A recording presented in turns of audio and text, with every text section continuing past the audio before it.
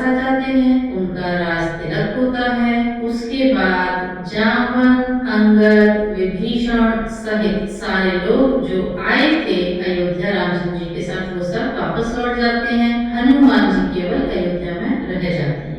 आगे की कहानी इस प्रकार है। अवध स्वर्ग सा बन गया, पाकर राजा राम, आज तलक विख्यात है राम राज्य का नाम।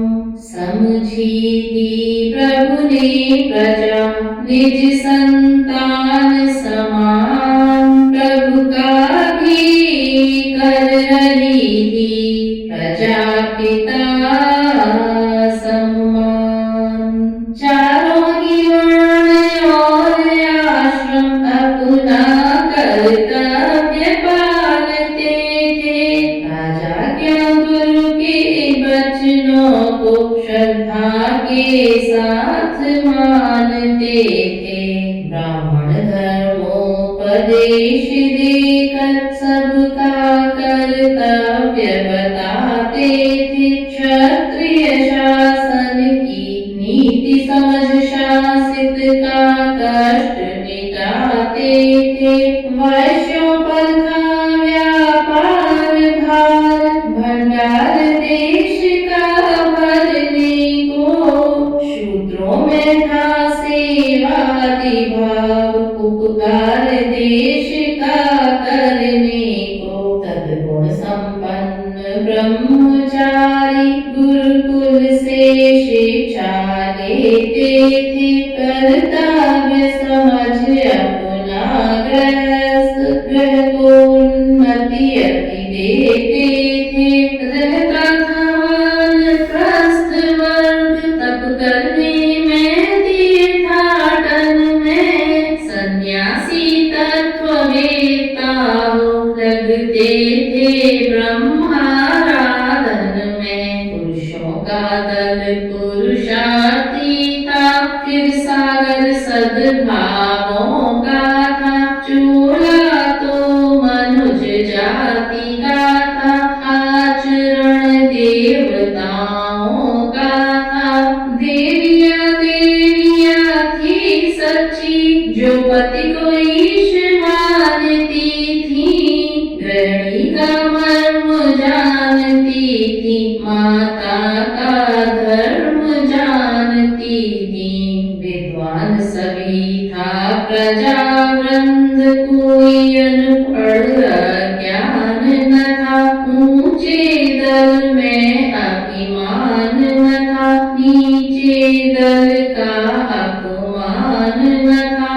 शासन का रघुराज के था प्रधान यह मंत्र, अटल धर्म पर सत्य पर रहे प्रजा का तंत्र। इस प्रकार रामचंद्र जी अयोध्या में राजकाज करने लगे और उनकी प्रजा बहुत ही कर्तव्य परायण थी। सभी अपने अपने कर्तव्यों का पालन भली भांति कर रहे थे और सब तरफ धर्म का साम्राज्य था। शासन का रघुराज के था प्रधान यह मंत्र, अटल धर्म पर सत्य पर रहे प्रजा का तंत्र। नियमों में ऐसी पोल न थी, जिससे उत्पाती प्रजा रहे। राजा पुनानंद करे, रोती चिल्लाती प्रजा रहे। यह थाना नौकर मालिक है, नकुलाम मात्र का नकुवर है। मर जाए प्रजा अकाल पड़े, कर सकता नहीं राज कर है। अब भी संतोषजनक शासन यदि कहीं देख लेते हैं हम, तो राम राज्य ही की उपमा उसको तुरंत देते हैं हम। कहना यह वह राज्य तंत्र हो चुका हमारे भारत में, जिसकी सराहना आज तक करते हैं लोग कहावत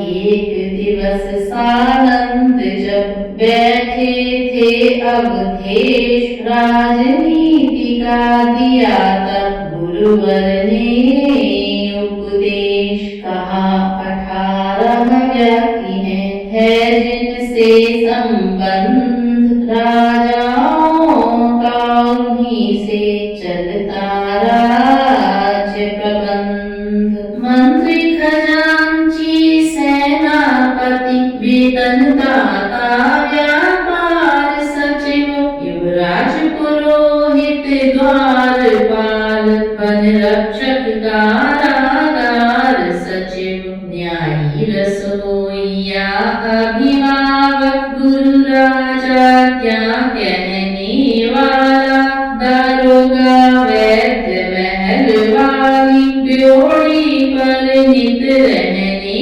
वाला है ये 18 राज अंग। इनका विचार रखे राजा, अधिकारी है दे पर इन पर पूर्णाधिकार रखे राजा। कर्तव्य नृपति का है यह भी, इन सब से बरते नीति सदा, चाहे भीतर से हो विरोध, बाहर से रखे प्रीति सदा। ऐसा भी न हो परस्पर में, हो जाए अति लगाव इनका, कुछ गुप्तचरों द्वारा सदैव समझे सब गुप्त भाव इनका। नीतिज्ञ नरेश वही तो है, जिसके सब अंग निरोगी हो, शासन में तभी कुशलता है, जब कार्य कुशल सहयोगी हो। राजाओं में भी हुआ करते 14 दोष, नष्ट किया करते वही सेना शासन कोश। अभिमान झूठ आलस्य क्रोध, अज्ञान अनीति नास्तिकपन, इंद्रिय सुख मूर्खों से विचार, हठ धर्मीपन मंत्रणा कथन, विद्वानों का अपमान और जनमत का अवहेलन करना। अंतिम 14वां विलास भोग, मद्याधिक का सेवन करना। इन दोषों से सर्वदा बचता रहे नरेश, तो उसके राजत्व को माने सारा देश। यदि प्रजा निरीक्षक पापी हो, निर्दयी घूस लेने वाले, यदि गुप्त दूत अविचारी हो, झूठे संदेश देने वाले, यदि व्यंग्य गुरु हो चाटुकार, सेना नायक षड्यंत्री हो, यदि भगवादी मीठे कपटी, राजा के सारे मंत्री हो, तो निश्चय सारे राज्य सहित वह राजा चौपट होता है। छोटी छोटी भूलों से यह दारुण संकट होता है। इसलिए उचित है राजा को वह अपना राजापन समझे, है प्रजापाल पदवी उसकी, इसलिए प्रजा का मन समझे। रजनी में राजधानी देखे, दिन में सच्चा न्यायेश्वर हो, जैसे विशेष हो आय सदा, वेतन भुगतान समय पर हो। शासन का मर्म समझता हो, ईश्वर के नियम मानता हो, इस तरह प्रजा रहती प्रसन्न, यह गुरु पर पूर्ण जानता हो। तो शासन की देवी सदैव निष्संकट निर्भय रहती है, बच्चे बच्चे की वाणी पर उस राजा की जय रहती है। गुरुवर के वह वाक्य सुन मुदित हुए रघुनाथ, कृतज्ञता के रूप में झुका दिया निज मात। इस प्रकार मुनिराज नित देते थे व्याख्यान, राजनीति कहते कभी कभी ज्ञान विज्ञान। राम राज्य का बज गया टंका चारों ओर, दशरथ से भी बढ़ गए दशरथ राज किशोर। हम कहते हैं जो राज्य कथा, इसका उन्नत वह अवसर था। रघुकुल नंदन के शासन का, रवि तब मध्याह्न काल पर था। जनता के कारण निज सुख का बलिदान किया था राजा ने। सीता सी प्यारी नारी को वनवास दिया था राजा ने। राज जननियों के सहित गुरुवर नीति विधान, श्रृंगी ऋषि के उन दिनों घर पर थे मेहमान। इधर राम का नित्य ही होता था दरबार, करते थे रघुपति स्वयं सबका न्याय विचार। राजसभा का दूत था दुर्मुख नामक एक, लाता था वह सभा में पुर संवाद अनेक। आया लेकर एक दिन वह ऐसा संदेश, जिससे उसको भी हुआ मन ही मन अति क्लेश। खुद सोच रहा था दुर्मुख वह कैसे संवाद सुनाऊं मैं, कुछ नहीं समझ में आता है क्यों कर वह वज्र गिराऊं मैं। मुंह जब भी खोलता हूँ अपना तो हृदय मना कर देता है, रखता हूँ को बंद अगर कर्तव्य खबर तब लेता है। अच्छा दासत्व प्रणाम तुझे, आगे यह काम न करना है। अब तो हूँ आज्ञा बंधन में, आज्ञा का पालन करना है। छाती तू पत्थर की हो जा, तब बोलूं मैं उन बोलों को। वाणी तू घोर घटा बन जा, तब बरसाऊं उन ओलों को। माता तुम मुझे क्षमा करना, अपना मत नहीं सुनाता हूँ। तुम जिस प्रकार सत्य पर दृढ़ हो, मैं भी कर्तव्य चुकाता हूँ। इस भांति हृदय बलवान बना, परिषद में अनुचर बोल उठा। राजेश्वर इतना ही कहकर कुछ कापा, फिर कुछ डोल उठा।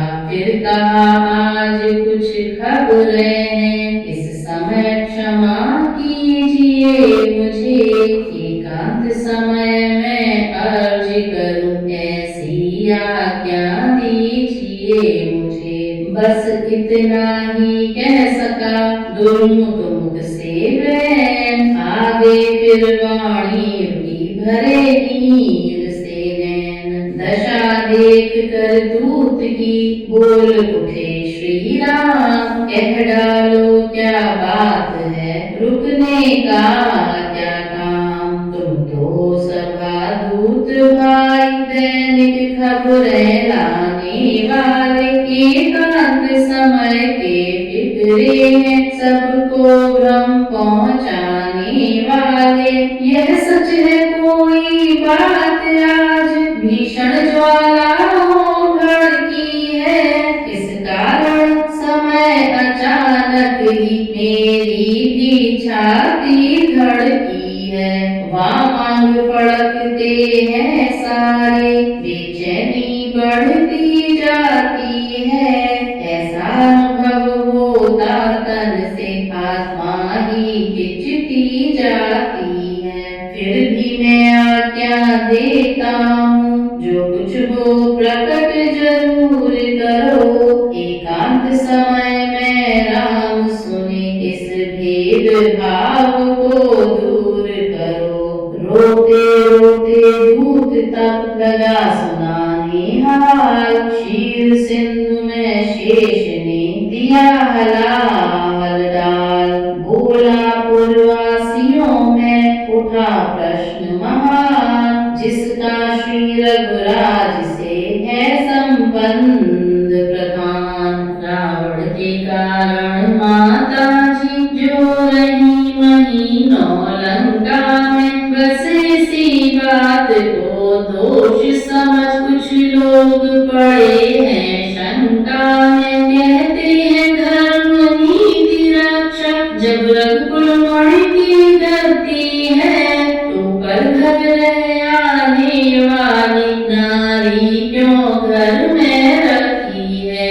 रैयत से पहले वाजिब है अपने घर राज करे राजा, निर्दोष रहे जिसमें शासन वैसा ही काज करे राजा। शंकित दल का यह आंदोलन दिन पर दिन बढ़ता जाता है, रघुपति का इसमें चुप रहना दल का बल और बढ़ाता है। बहुत संभाला राम ने संभला नहीं शरीर, छुटते ही इस तीर ने दिया हृदय को चीर। आखिर मुँह से निकल ही गई नाथ के हाय, देखा पल्लव सम गिरे सीता पति रघुराय। दौड़ भरत शत्रुघ्न ने लिया तुरंत संभाल, क्षण में चेतन कर दिया मिलजुल कर तत्काल। लक्ष्मण के संकेत से भंग हुआ दरबार, तब बोले श्री भरत से राघव करुणागार। हे भैया भरत सत्य ही है, मैं कभी राज्य के योग्य न था। वनवासी शासन क्या जाने, वह कभी ताज के योग्य न था। कल बीत गई सो बीत गई, अब बिगड़ी बात संभालो तुम। जो भार राम के सिर पर है, भाई हो उसे उठा लो तुम। हम वानप्रस्थ आश्रम ही अब नियमों के सहित निभाएंगे, सीता के साथ बनोही में निज जीवन शेष बिताएंगे। सुनता था राज चलाना मैं एक खिलौना काले का, अब अनुभव खुद ही करता हूँ इस मकुड़ी वाले जाने का। इस कारण भरत सुन रहे हो शासन वे लो रघुराई से, जो काम उचित है भाई के बस वही कराओ भाई से। रोते रोते भरत ने दी यूं अपनी राय, सब प्रकार से बात यह अनुचित है रघुराय। संसार कहेगा नारी पर रघुवर ने सिंहासन त्यागा, एक ही चोट में हार गए भारीपन धीरजपन त्यागा। ऐसा करने से कुल की भी रघुकुलपति निंदा होती है, राजेश भी रूही बन जाए यह बात सरासर ओछी है। हमको यह राज्य भार देना, बालू में भीत उठाना है। जब कंधा बड़े डालते तो छोटों का कहाँ ठिकाना है। प्रभु बोले यह ठीक यदि तो फिर यही उपाय, प्रजा हेतु सर्वदा को सीता त्यागी जाए। लक्ष्मण बोले व्यर्थ है यह सब राय उपाय, जांच आँच से हो चुकी फिर भी त्यागी जाए। हे दीनानाथ दया करिए, छाती छलनी हो जाती है। शब्दों की नहीं लड़ी है यह, शूलों की लड़ी कहाती है। निर्दोषिनी नारी दंड पाए, क्या यह अधर्म का काम नहीं। ऐसे कामों को करके क्या रघुकुल होगा बदनाम नहीं। अबला अर्धांगिनी महासती निर्दोष निकाली जाती है, पृथ्वी आकाश देखते हैं, कौशलपुर कितना घाती है। धिक्कार उस प्रजा पालन पर, जो यूं सिर पर चढ़ जाए प्रजा। संतोष पूर्ण शासन पर भी पूरा संतोष न पाए प्रजा।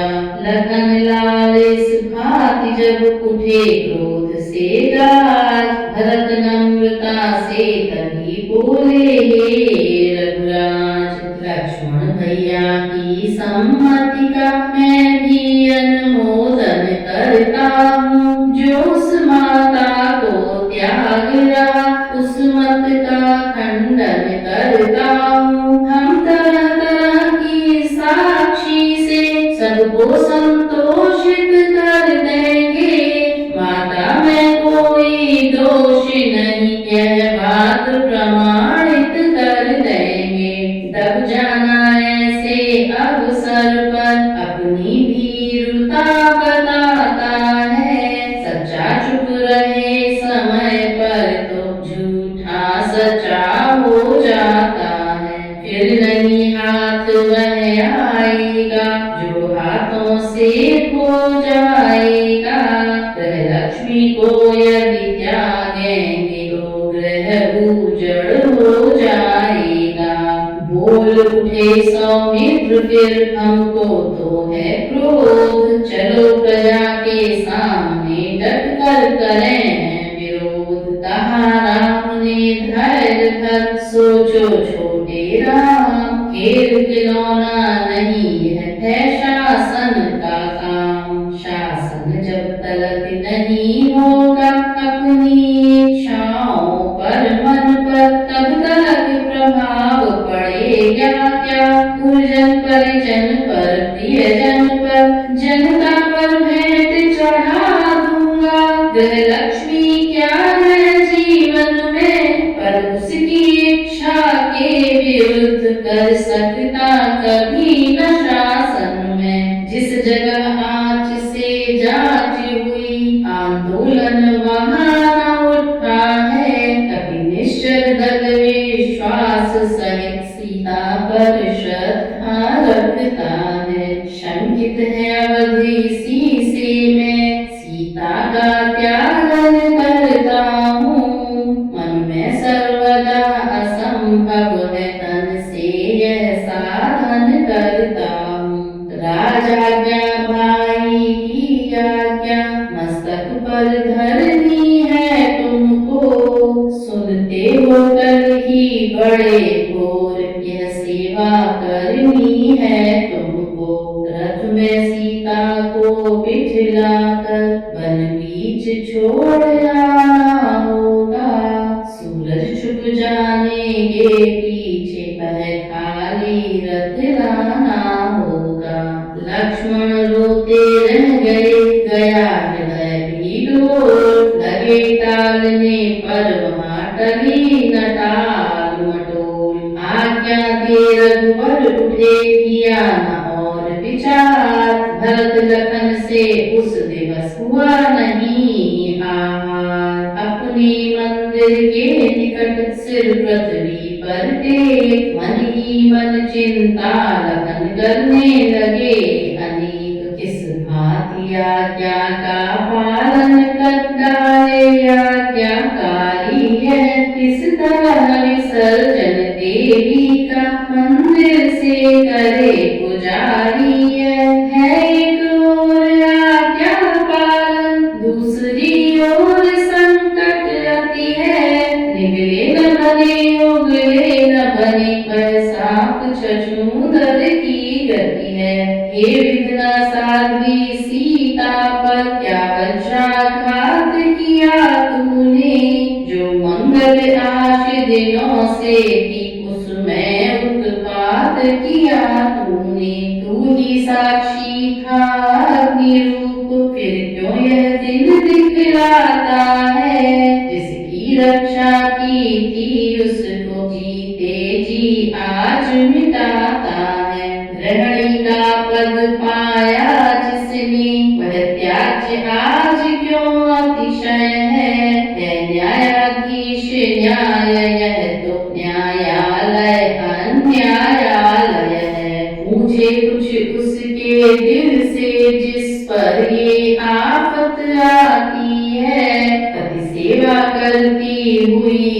गति पति द्वारा त्यागी जाती है। इन्हीं विचारों में लखन लगे बहाने नीर, मति गति सारी खो गई पथरा गया शरीर। दशा देखते थे छुपे रघुनंदन रघुनाथ, सम्मुख आए शीश पर धरा प्यार का हाथ। बोले हे भैया हे लक्ष्मण, रोना है कर्म अधीरों का, साहस से संकट रहे सदा, कर्तव्य यही गंभीरों का। मैं स्वयं जानता हूँ सीता निर्दोषिनी निष्कलंकिनी है, गुण खाली है छत्राणी है, विदुषी है जनक नंदिनी है। कह लो उससे सब कुछ कह लो, जो उनको आज त्यागता है। उनका कोई अपराध नहीं, फिर भी रघुराज त्यागता है। रखेगा कोठी वाला साथ, घाटा जो हो सह जाएगा। उजड़े दरबार किंतु राजा, राजापन नहीं मिटाएगा। जिसके हर जाने से बनमन पागल की भांति विचरता था, जिसके छुटकारे की पृथ्वी लोथों से लथपथ करता था। बस उसी प्राण प्रिय भार्या को अब त्रास दे रहा है राघव। मांगलिक समय होने पर भी वनवास दे रहा है राघव। तुम देख रहे मैं त्याग रहा, सुरमुनि नर नाग देखते हैं। जो नहीं त्याग के योग्य कभी, उसका सब त्याग देखते हैं। तुम देख रहे मैं त्याग रहा, यह त्याग न छुप कर करता हूँ। जो कुछ करता हूँ सीता पर, वह सब अपने पर करता हूँ। बस अब विलंब का काम नहीं, आसन से मत डोलो लक्ष्मण। अपने राजा से स्वामी से अग्रज से हाँ बोलो लक्ष्मण। जादू था उन्माद था, क्या होनी का फेर। हाँ कहने में लखन को लगी नहीं कुछ देर। इस प्रकार जब कर चुके लक्ष्मण को तैयार, तब पहुँचे रघुवंश मणि जनक सुता के द्वार। बोले प्यारी भामिनी, छाया को दो थोर, करना है जग के लिए थोड़ी लीला और। जिन बातों के कारण मैंने गरुड़ासन त्यागा था अपना, कुश का आसन स्वीकार किया, सिंहासन त्यागा था अपना। जो सुरमंडल वानर बनकर लंका से तुमको लाया है, इतराया है अपने बल पर, इतना ज्यादा करवाया है। कमले तुम खूब जानती हो, है नाम गर्वहारी मेरा। कर दूं भक्तों का गर्व भर, तब बोझ हटे भारी मेरा। इसलिए जनों के स्वार्थ हेतु अब फिर कुछ कर दिखलाना है। वैदेही के बच्चों द्वारा उनका अभिमान मिटाना है। तो इस प्रकार रामचंद्र जी सीता जी के पास जाते हैं और उनको समझाते हैं, उनको बताते हैं कि अभी हमको कुछ और लीला करनी है। रावण को मारकर विजय होने के बाद सभी में बहुत ज्यादा अहंकार आ गया है, बहुत ज्यादा गर्व हो गया है उनको अपनी विजय पर। तो उन सबका अहंकार हमको मिटाना है तुम्हारे बच्चों के द्वारा। इस प्रकार वह सीता जी को बोलते हैं कि लक्ष्मण तुमको वन में छोड़ने के लिए जाएंगे, जिससे यह लीला पूर्ण हो सके। जो आज्ञा कह हो गई सीता अंतर ध्यान, छाया ने उस देह में किया निवास स्थान। छाया रूपी सिया से बोले तब रघुनाथ, वन यात्रा को प्रात ही जाओ लखन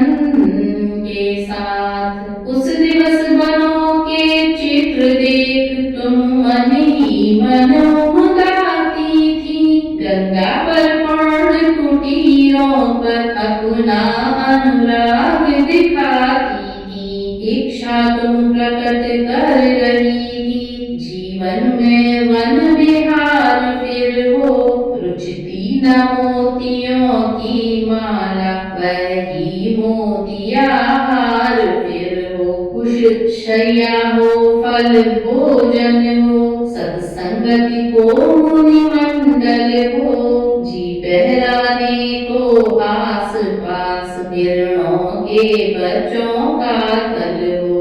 वे ही अभिलाषाएं शायद मेरे भीतर मछली आकर, इस समय रूप में आज्ञा के मुख से बाहर निकली आकर। अतएव सिधारो प्राण दिए, इच्छाएं पूरी करने को। वन के उन पावन धामों में, वन देवी सदृश विचरने को। आएंगे बड़े घोर लक्ष्मण, सेवा में रथ भी लाएंगे। यह कार्य उन्हीं को सौंपा है, मेरे साथ तुम्हारे जाएंगे। अच्छा अब सीते प्रिय विदा, जग में निर्मल चांदनी रहो। यह राम तुम्हारा बना रहे, तुम सदा राम की बनी रहो।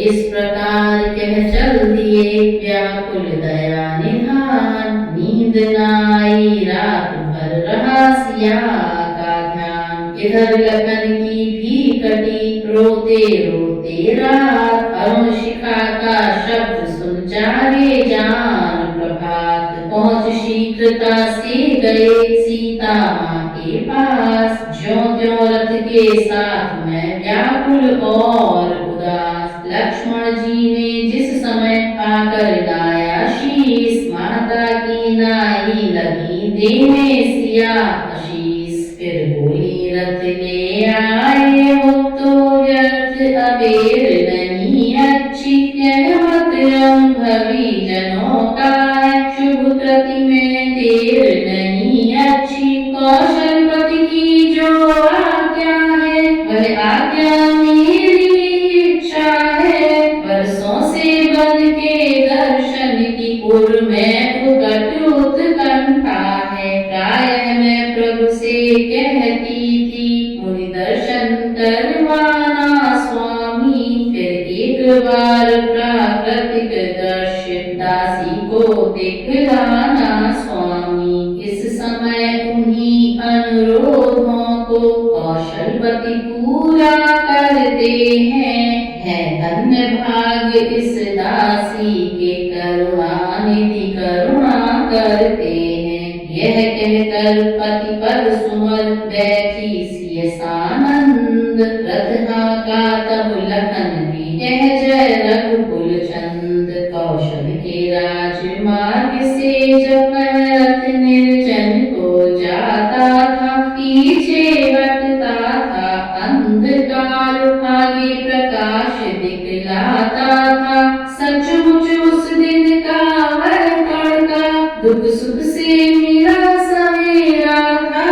जंगल के लिए उजेरा था, महलों के लिए अंधेरा था। प्रकृति नदी में जब बहा, रथ वह नाव समान। नैनों से तब लखन के बरसा मेघ महान। नभ के तारे थे ज्योतिहीन, चंद्रमा उदास हो रहा था। कण ओस के गिरते थे, पृथ्वी पर व्योम रो रहा था। दूसरी ओर लालिमानिए सूरज रुक रुक कर उगता था।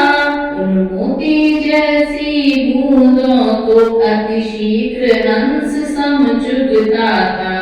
जब उज्ज्वल हुआ गगन मंडल, तब नाची डाली हिल मिल कर।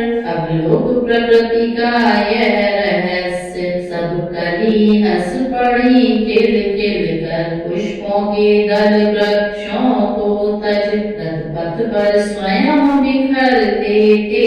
पक्षी अपने मीठे स्वर से माता का आदर करते थे। उसी समय वह रथ रुका गंगा जी के तीर। ठहरे सीता के सहित लक्ष्मण धर कर धीर। न्याय श्रद्धा के सहित विनती की कर जोर। आंक दिया फिर रथ तुरत सघन वनों की ओर। कहने को वह वन विहरता पर पावन पथ गंगा का था।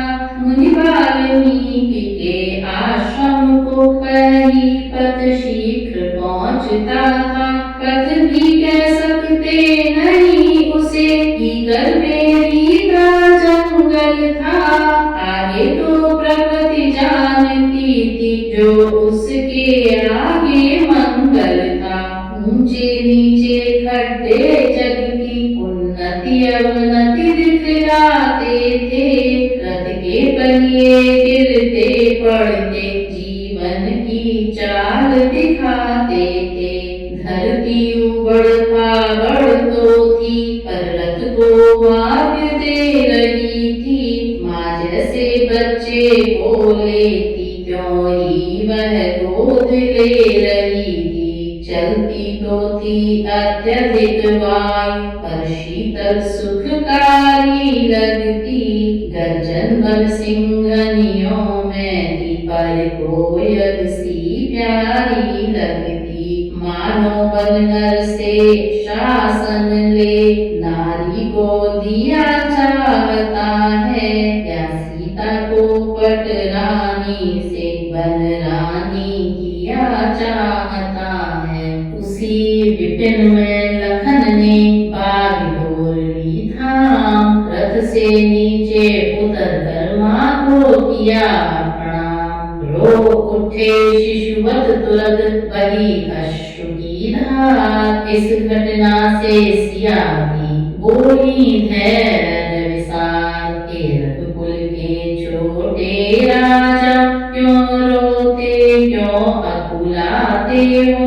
अपनी क्षत्राणी भावज में क्यों करुणा रस उपजाते हो। क्षत्रिय के नेत्र रुधिरनी की वर्षा से शोभा पाते हैं।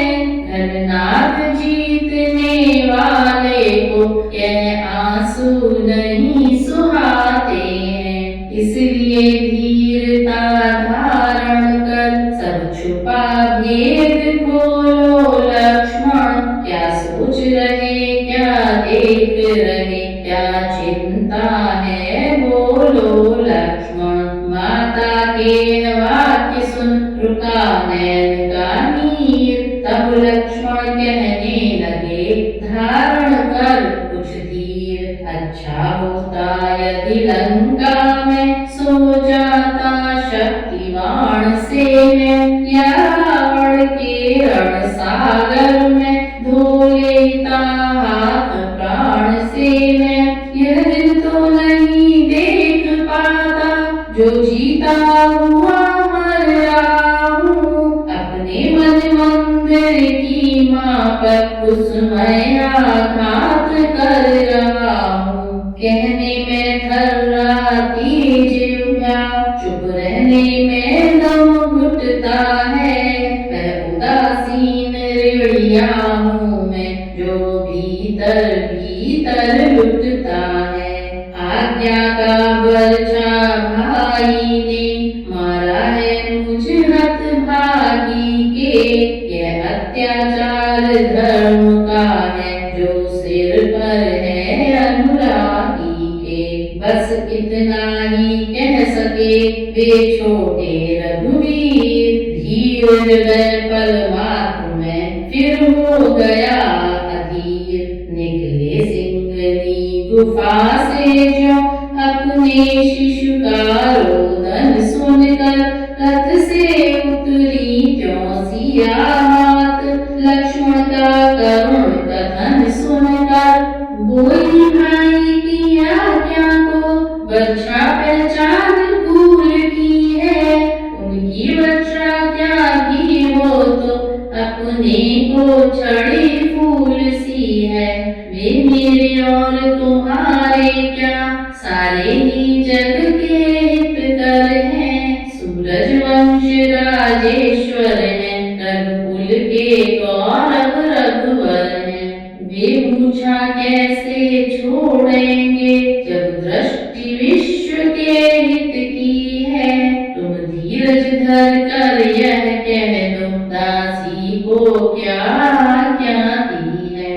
इन शब्दों से जब खिंची सकचाहट की फांस, तब लक्ष्मण कहने लगे लेकर गहरी सांस। हे माँ साक्षात रमा हो तुम, मन मंदिर की प्रतिमा हो तुम, महिमा हो तुम, सुखमा हो तुम, कालिमा हो तुम, गरिमा हो तुम। लंका में लंका बचा दिया, पर अवध वध किए देता है। वह पास अशोक वाटिका के सारे शोकों का नेता है। भारत की ऊंची नारी का तुमने तो चरित्र दिखाया है, पर अवधवासियों ने उसको अत्यंत बुरा बतलाया है। वे कहते हैं परवशता में जब प्राण गंवा देती माता, तो सच्ची पतिव्रताओं की पदवी को पा लेती माता। यह नहीं समझती मूर्ख प्रजा, आचार परीक्षा दी तुमने। पति के हित निज प्राणों को रख, पति की भी पत रखी तुमने। है यही भेद जिसके कारण भाई ने यहाँ पठाया है। बेटे के हाथों ही उसकी माता को बन भिजवाया है। इतना कह सौमित्र जब हुए और बेचैन, तब बोली अवधेश्वरी सीधे सादे बैन। खुद भी क्षत्रिय होकर रोते, क्षत्राणी को भी रुला रहे। ये बात बात को बढ़ा रहे, इतनी व्याकुलता दिखा रहे। मैं आज्ञा कारण कहलाकर अब तक आज्ञा की भूखी थी। बड़भागिनी हूँ इस आज्ञा से, हिल गई कली जो सूखी थी। पति के प्रत्येक दुख सुख में पत्नी ही हिस्सा लेती है। सीता वन का संकट सहकर उसको यश शासन देती है।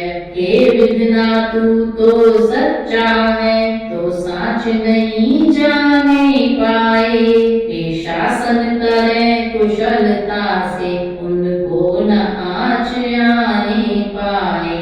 देवर सानंद लौट जाओ, प्रभु से प्रणाम कहना मीरा। साथ ही साथ इतना संदेश उन चरणों में रखना मेरा।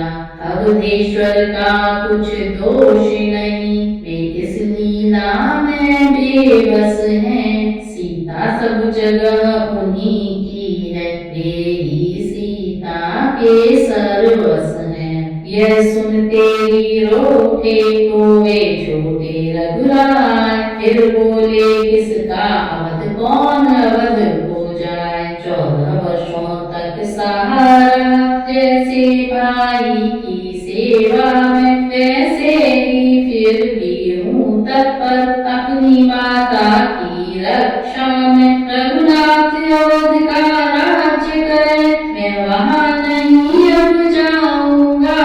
इन चरणों ही की सेवा में जीवन संपूर्ण बिताऊंगा।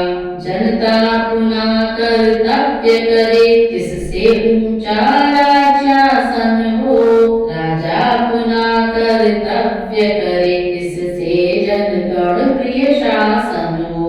मैं भी कर्तव्य इधर अपना कर जाऊंगा इन चरणों पर। सेवा व्रत पूरा पालन कर मर जाऊंगा इन चरणों पर। सीता फिर कहने लगी अनुचित है यह बात, उचित यही सब भांति है कौशल जाओ तात। बच्चा बच्चा भूमंडल का गुणगान तुम्हारा करे नायक ही के समान, सम्मान तुम्हारा करे लखन। आदर्श गुणों का हे देवर, तुम्हें अथाह भंडार रहे। तुम सच्चे भाई भक्त रहो, भाई का तुम पर प्यार रहे। इस प्रकार आशीष दे माता उठी तुरंत, विदा किया श्री लखन को समझा कर अत्यंत। हाका तोड़त लखन ने किंतु न हाका जाए, शक्तिहीन घोड़े हुए पाँव न उठते आए। ज्योतिर्मयी को वन में तज कर अंधों की नाई जाते हैं। आगे को लखन बढ़ाते हैं, पर वे पीछे ही आते हैं। जब शब्द राम की दी उनको, तब ठीक राम के भक्त हुए। इस भक्ति भाव पर घोड़ों के लक्ष्मण भी तुरंत सशक्त हुए। जैसे तैसे आ गए अवध सुमित्रा लाल, रथ तज भाई के निकट पहुँच गए तत्काल। देखा लेटे हुए हैं रघुराई रघुवीर, बहा रहे हैं बेतर नयन नेह का नीर। क्यों ही लक्ष्मण पर दृष्टि पड़ी, चौंके फिर बोले सिया कहाँ। जिसके विराग में प्राण दुखी, वही प्राणों की प्रिया कहाँ। फिर संभले कहाँ छोड़ आए, जो हुआ उचित था उचित हुआ। राजा होने में क्या सुख है, यह राजा होकर विदित हुआ। लखन भ्रात तुम सखा तुम प्रिय तुम हृदयेश। आज हृदय ही कहेगा तुमसे यह अवधेश। दो फूल एक डाली पर के, कुछ खुले हुए कुछ खिले हुए। टूटे वे निष्ठुर हाथों से, जो थे आपस में मिले हुए। झोंके में वायु ही के, कर डाले तितर बितर दोनों। पथ ढूंढ रहे अपना अपना, हो कर इधर उधर दोनों।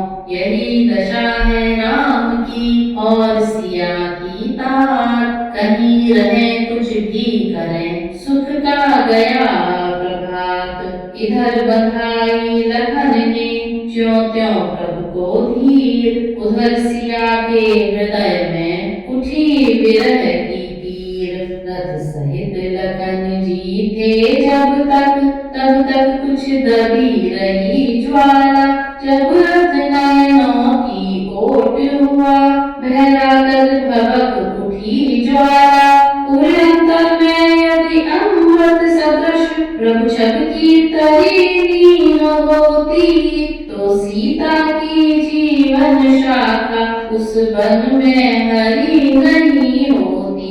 पर विधना का जो था विधान, होकर बस रहा वही वन में। वह देवी बन देवी समान, योगिन बन कर विचरी वन में। उस शांत प्रकृति में प्रिय पति का पूजन प्रेमिनी लगी करने। पत्ते पत्ते में प्रियतम का दर्शन प्रेमिनी लगी करने। मानो ब्रह्मा ने मत मत कर जग को निस्सार कर दिया है। निकला जो सार प्रेम उससे, सीता का रूप धर दिया है। विरह घटा छा रही थी, घुमड़ घुमड़ जब घोर। बोल रहा था इस तरह विरहन का मनमोर। तुम्हें तुम्हारी प्रजा को दोष नहीं सुख था, दोषों का हो रहा था भीषण संग्राम। ग्रह लक्ष्मी ने स्वामी के संग 14 वर्षों वनवास किया। इस भांति राज्य की लक्ष्मी का अपमान कराया, हास किया। अबुला निकाला यूं उसने, जो वन में मुझे पठाया है। संपूर्ण रूप से रानी बन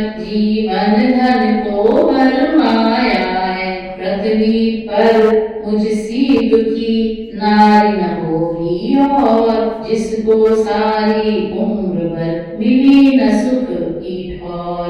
वर बनने हेतु स्वयंवर में पहले ही पितु को त्रास हुआ, फिर ज्यों ससुरालय आई पति प्रियतम को वनवास हुआ।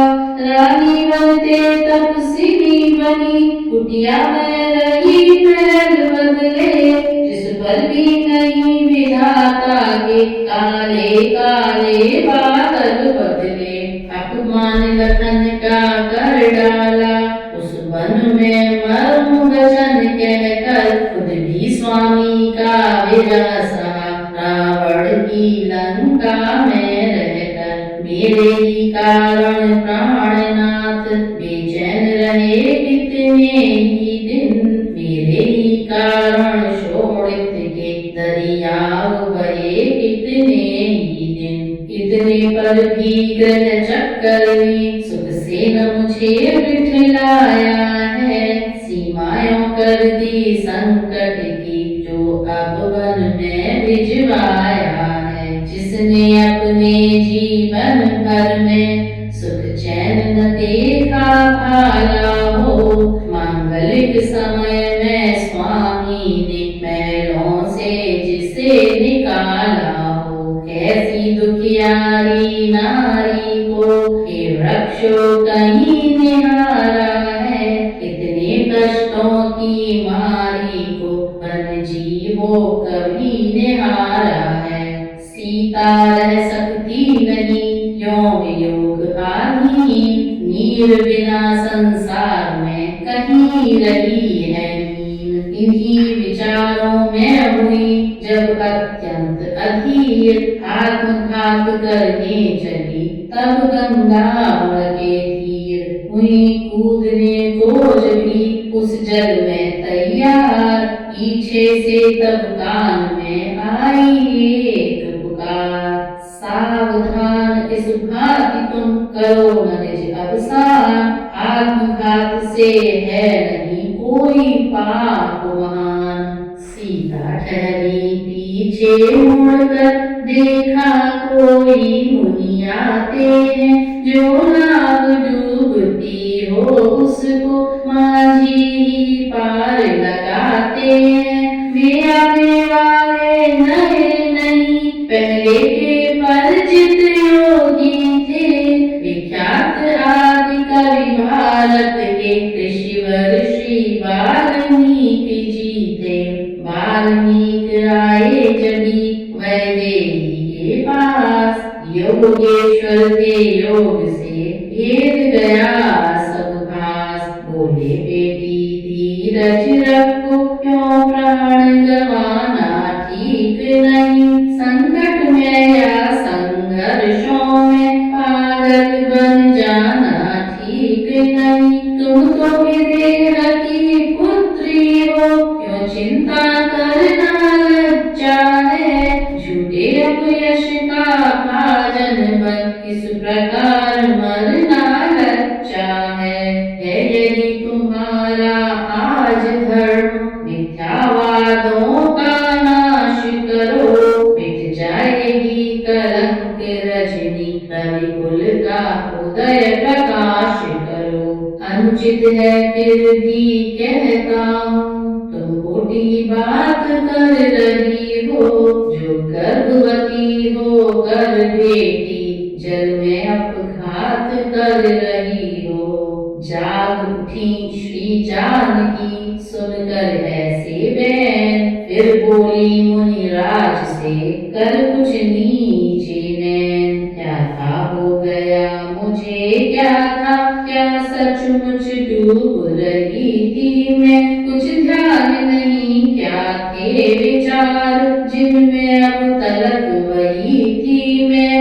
वैदेही ठौर चाहती थी रघुकुल की लाज बचाने को, जीवन ही में दूसरी बार फिर पातिव्रत दिखलाने को।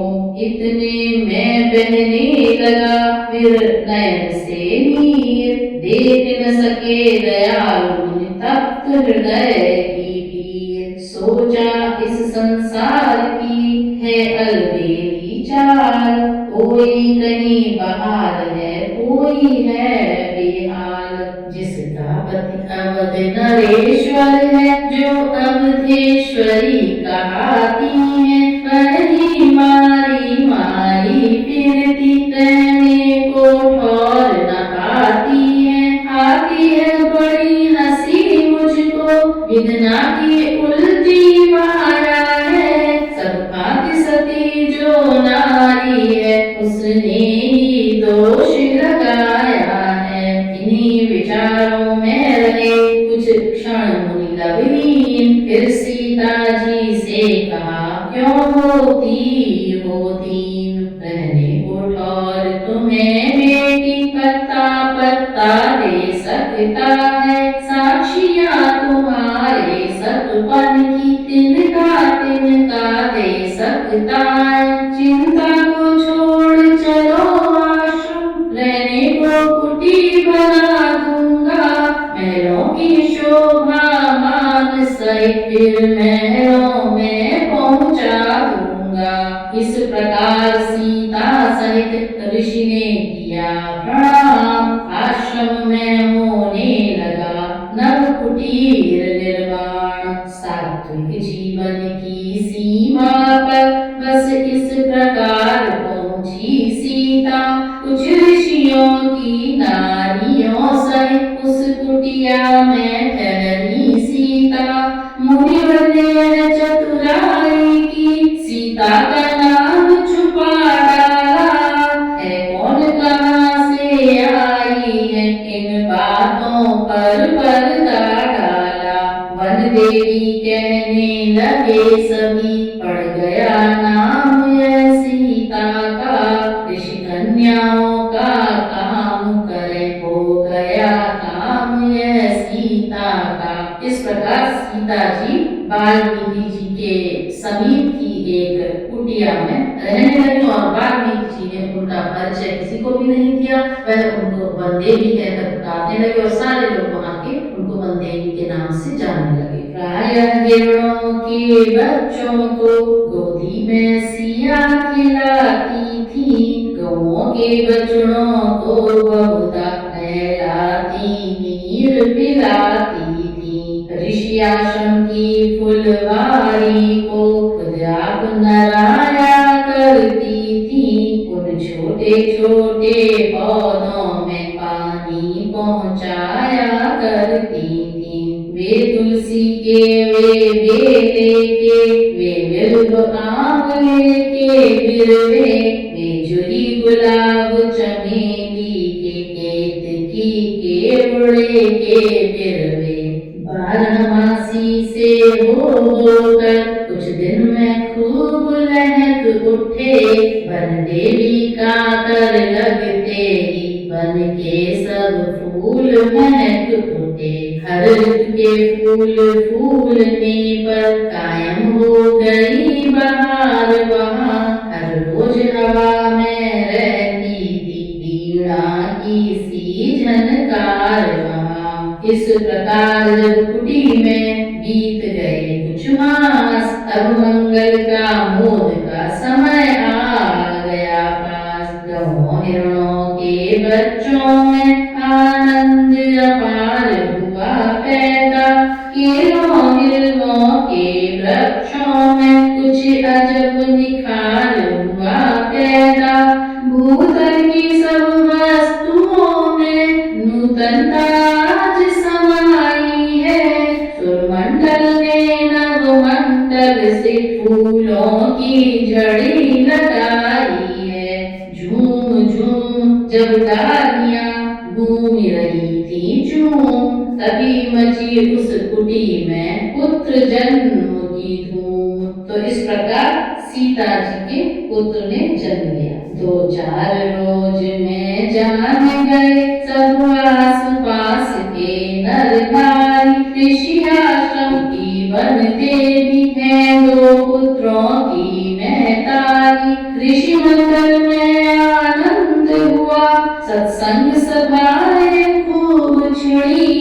संकीर्तन पाठ यज्ञ आदि धार्मिक चर्चाएं खूब चढ़ी। गुरुवर ने नामकरण के दिन लव नाम सुनाया पहले का, फिर ऋषियों की सम्मति द्वारा खुश रखा गया दूसरे का। श्री वाल्मीकि को याद रहा जो वचन दिया था सीता को, सिलसिलेवार आरंभ किया लिखना रघुकुल की गीता को। वह रघुकुल की गीता क्या थी, था आदि काव्य मुनिराई का। सिक्का है अब भी कवियों में उस कविता की सुधराई का। सचमुच निर्मल चंद्रायण है वह वाल्मीकि की रामायण। भूमंडल की तारागण है वह वाल्मीकि की रामायण। जिस रामायण के रहने से अब भी यह भारत उज्ज्वल है, उसकी परिपूर्ण लिखे महिमा यह कहाँ लेखनी में बल है। रामचरित्र लिखने लगे मुनिवर सायं प्रात, क्रम क्रम से बढ़ने लगे लव कुश दोनों भ्रात। उंगली केवल कुटी में चले जबी चित चोर, सबको तोतल बैन से दिया प्रेम में बोल। तो इस प्रकार वाल्मीकि जी रामायण की रचना करते हैं। ऋषि बालाओं में ऋषियों में पलते थे दोनों राजकुंवर, राजसी चाल से मंद मंद चलते थे दोनों राजकुंवर। चुपके से वेद उठा लाते, माँ के समीप पढ़ने लगते। जब कोई उन्हें छीनता तो आगे बढ़कर लड़ने लगते। पुचकारी पर पुचकारे थे, चिल्लाने पर चिल्लाते थे। माता या गुरु मनाते जब तब कहीं तनिक मनवाते थे। पतिभक्ता सीता को कब भी स्वामी का विरह रुलाता था। पर दोनों शिशुओं के कारण सुख सहित समय कट जाता था। 8 वर्ष के हो गए जब दोनों ही भ्रात, मुनि तब समझाने लगे धर्म कर्म की बात।